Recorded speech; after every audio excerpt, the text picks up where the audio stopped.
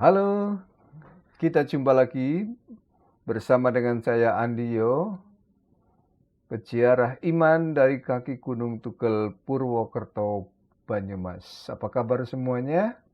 Semoga damai Kristus ada beserta dengan kita semua.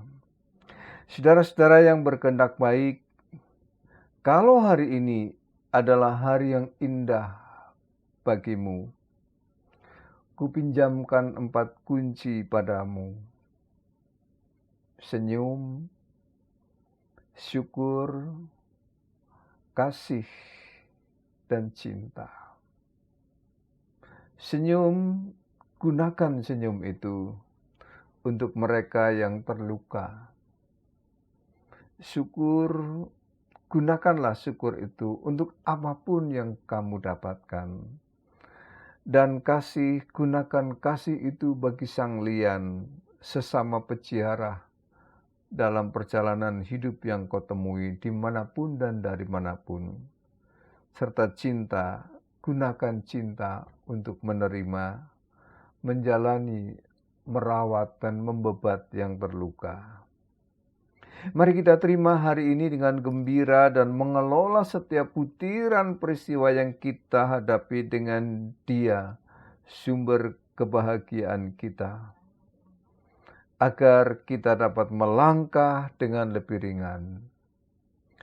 Saudara-saudara yang berkehendak baik, mau jadi apapun atau jadi siapapun sebenarnya no problem. Gak masalah. Itu impian yang bagus. Cita-cita mulia dan yang paling penting belum ada undang-undang yang melarang. Kita mau jadi apa? Mau jadi bupati kek? Mau jadi wali kota kek? Mau jadi gubernur? Bahkan presiden sekalipun. Ya monggo, asal memenuhi syarat. Mau niru jadi Sultan Rafi atau Luna Maya, ya silakan. Gak ada orang melarang meniru-niru orang lain, kecuali untuk menipu. Itu pun kena pasal bukan tiruannya, tetapi tipuannya. Masalahnya saudara-saudara, dalam keseharian kita tidak sedikit menemukan orang yang bukan jadi dirinya. Dia berlagak jadi orang lain, berlagak pintar kerja, padahal cuman ahli tata kata. Suka mengklaim suatu karya, padahal hanya meresmikan karya orang lain. Hanya melakukan hal yang kecil, sederhana, tetapi kemudian membesar-besarkan dirinya sebagai yang pertama, fenomenal, yang paling top, padahal ambruk sebelum dipergunakan.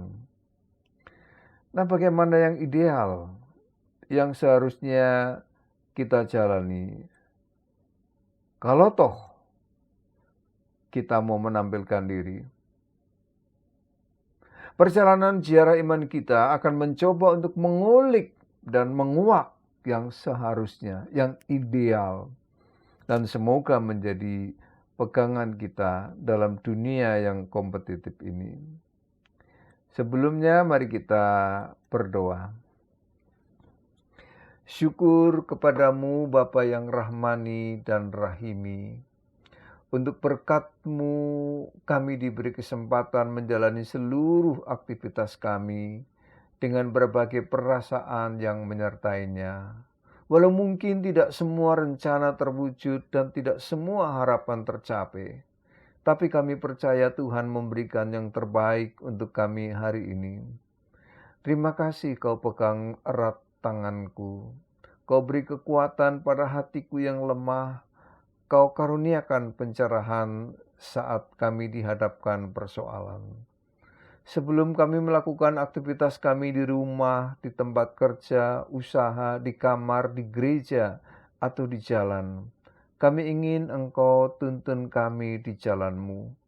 Karena kami tahu banyak jalan menuju Roma, tapi satu jalan menuju kehidupan, yaitu meniti jalan-jalan yang Kau ciptakan, infrastruktur yang sudah Kau buat, memudahkan jalan hidup kami yang tidak selamanya mudah. Untuk itu tuntunlah kami dengan hikmat-Mu, rawat dan jaga semangat kami untuk selalu dan senantiasa bersandar pada rancangan indah-Mu, agar hidup kami semata demi kemuliaan-Mu. Firman-Mu kiranya mengarahkan kami mencari wajah-Mu, menemukan pesan kehidupan untuk kami semua. Di dalam Kristus Tuhan kami. Amin. Saudara-saudara yang berkehendak baik, perjalanan sejarah kita menikmati kitab Amsal sudah sampai kepada pasal yang ke-12. Dan hari ini kita akan berziarah serta memaknai ayat ini yang demikian. Lebih baik menjadi orang kecil tetapi bekerja untuk diri sendiri daripada berlagak orang besar tetapi kekurangan makan. Di dalam dumai dunia maya, saudara-saudara, kita masih mengenal istilah pansos kan? Itu panjat sosial. Suatu istilah untuk menggambarkan orang yang membutuhkan pengakuan sosial yang lebih tinggi dari kenyataan yang sebenarnya. Jadi butuh panggung, butuh popularitas, apalagi bila mau nyapres, bila mau nyalek, atau bila mau nyablon. Semuanya dibutuhkan. Macam-macam pansosnya. Ada yang suka posting sana sini, makan di warung ini, atau ngobrol sama tukang parkir itu, supaya kelihatan merakyat. Atau foto barang artis ini dan pejabat itu. Barangnya pun yang biasa dipakai itu barang yang dipakai para sultan, yang sering nongol di TV. Pokoknya asal bermerek luar negeri supaya dianggap sultan. Dan seterusnya, dan seterusnya. Sebetulnya sih enggak, sah-sah saja. Boleh-boleh saja kok. Apa yang salah? Mau nyalek, mau nyapres, mau nyablon, ya memang harus dekat dengan rakyat. Harus merakyat. Menjadi salah kalau itu hanya sekedar pancingan. Ibaratnya mancing pakai teri supaya dapat kakap. Atau pansus dengan artis ini, seleb itu, supaya followernya milih dia. Sesudah itu ya goodbye aja. Selamat tinggal aja. Nah, saudara-saudara, itu semua adalah demi pengakuan sosial. Demi pencitraan. Padahal fakta yang sesungguhnya tidaklah demikian. Nah, menyikapi fenomena semacam itulah pengamsal hari ini memberikan kita rumus dalil yang menarik. Kata pengamsal, lebih baik menjadi orang kecil tetapi bekerja untuk diri sendiri daripada berlagak orang besar tetapi kekurangan makan. Amsal 12 ayat yang ke-9. Nah, saudara-saudara, Amsal tidak mengkritik orang-orang yang memang kaya. Orang-orang yang memang ada. Yang memang bisa, yang memang punya, yang sesungguh-sungguhnya. Tetapi pengamsal di sini sedang merespon orang-orang yang tidak menjadi dirinya dan berlagak menjadi orang lain. Bukan apa adanya, tetapi ada apa-apanya. Reputasi itu bukan prestasi. Dia maunya reputasi. Padahal bukan prestasi. Prestasi adalah pencapaian. Reputasi tidak lebih penting daripada realita. Nah, saudara, Amsal mengingatkan kita untuk hidup jujur. Dengan apa yang ada, yang kita bisa, yang kita punya, dan mensyukurinya. Ini jauh lebih sehat ketimbang berlagak jadi yang lain. Bukan dirinya sendiri, sekedar pansos saja. Nah, kata berlagak dalam beberapa terjemahan Alkitab yang lain, maka diterjemahkan juga dengan kepura-puraan. Jadi orang yang berpura-pura. tidak menjadi dirinya sendiri. Tetapi mungkin ada yang mengatakan, "Oh, tapi siapa mau jadi orang kecil, dikecil-kecilkan lagi, diremehkan, kurang dianggap, kayaknya tidak ada yang mau." Benar nggak? Karena kecil tuh memang konotasinya kan rendah. Kecil kan konotasinya tuh sepele, hina, nothing, bukan siapa-siapa, durung dadi wong.